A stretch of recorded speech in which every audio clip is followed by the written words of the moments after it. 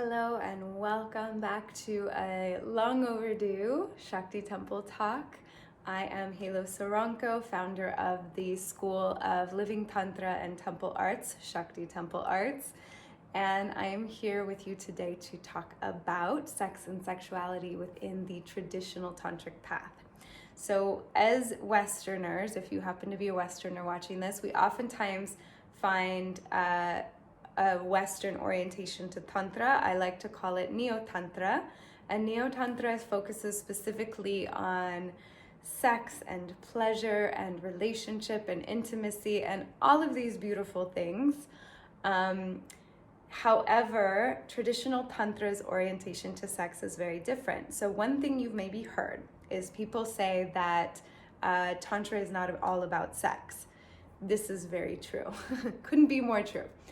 But we also can say that Tantra does include sex and sexuality. And I think this is where it was so exciting to the Western minds and even to Eastern minds, because there's so few spiritual paths that actually include and embrace our sexual energy and our sexual desires and our sexual expression.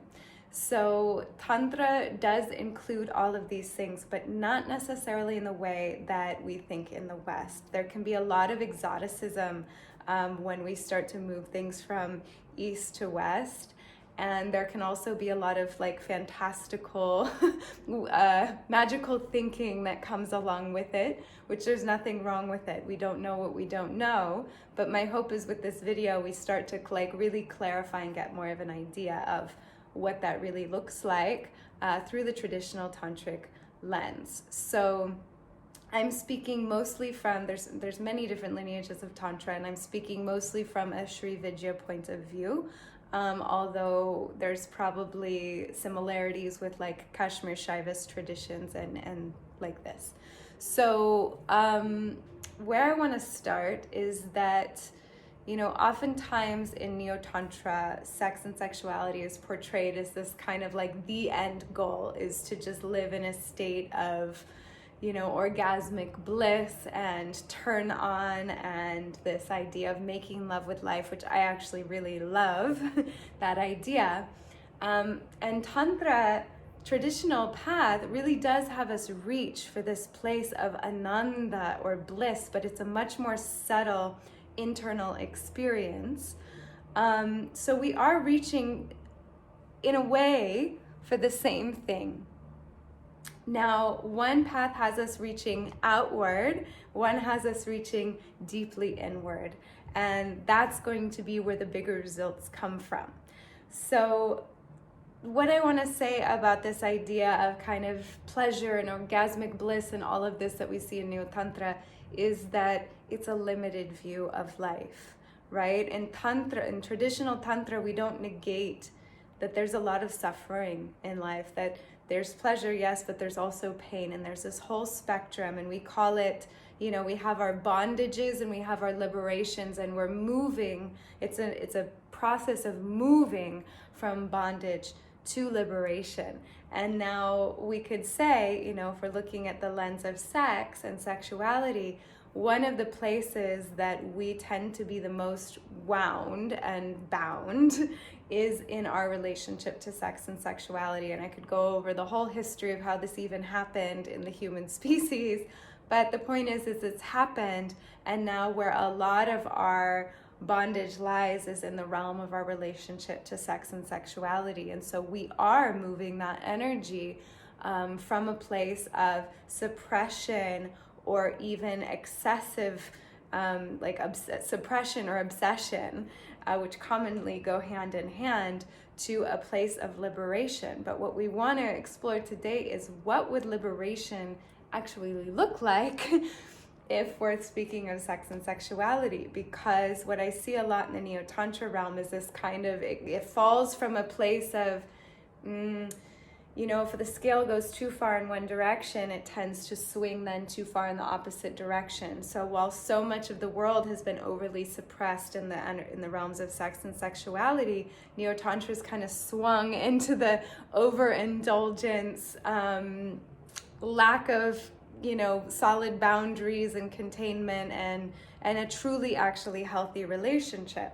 Now, oftentimes it's a step on the path. If an energy has been suppressed, it then needs to be expressed. So many are in that part of the process, and we actually can't skip that part of the process, as we see with a lot of spiritual cults and cult leaders or gurus and whatnot. They try to suppress and sublimate, which is a good idea, and that's part of Tantra, is learning how to sublimate this energy. We'll talk more on that in a moment. But oftentimes that suppression leads to an explosion, right? And so Neo Tantra is kind of like rolling out in that explosive energy where it's very explorative, and there's a lot of mistakes being made because of that. But it's not the end goal. And the end goal, traditional Tantra would say, is to have a healthy relationship with sex and sexuality. Sex is one of the most natural things. It connects us. It's literally connecting us to the force of creation. Life has a desire to fulfill itself, to perpetuate itself. We're just a part of that. Sex is just a part of that. It's so natural. And yet we've made it into this whole wound up, complicated labyrinth. And really all we're doing is we're just getting rid of all the extra, all the ideas of what it should be, of the guilt and the shame, of the suppression and the obsession, of all of that, getting back all the layers just to the source of the energy. And then it's natural and it's innocent and it's beautiful, and it just moves how it wants to move. So if we're having a natural relationship to our sex and sexuality, we're not in an adversarial relationship with it any longer. We're not in a relationship where we're using and abusing that power either. We're just in it's a beautiful moment to moment unfolding. And we also understand appropriateness, how to interface that energy into our external sphere, how to be reverent towards others in that space, when to contain that energy and when to let it flow, and how to let it flow and when to let it flow, and all of these things. So if we think about true liberation in our sex and sexuality, we're not contorting it to get validation from others. We're not using it to manipulate and get our way. We're not suppressing it and trying to make ourselves be something that we're not. It just is. It's so simple. And it can be this simple, right? And that doesn't mean we won't have complexities in partnership where one partner might have a stronger libido than another, or this kind of thing. Sure, we're always going to be navigating this energy, but now we're navigating it as it arises in the moment, and not with this plethora of conditioning from our past or our projections into the future of where we wish we were with it rather than where we are. And it just makes everything so much easier.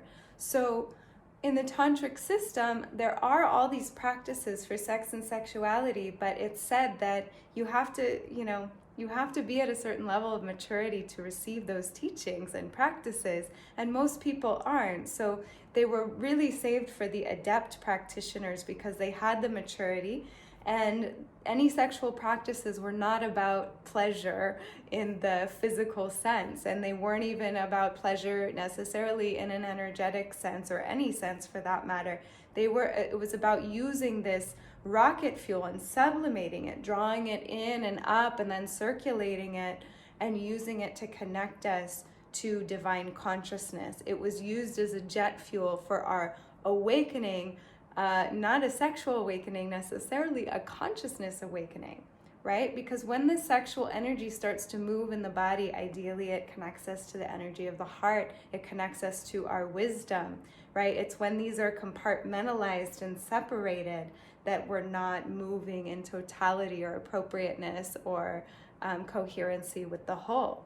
But when they are together, we have this great force for expanding our consciousness and liberating our energy and moving from bondage to liberation.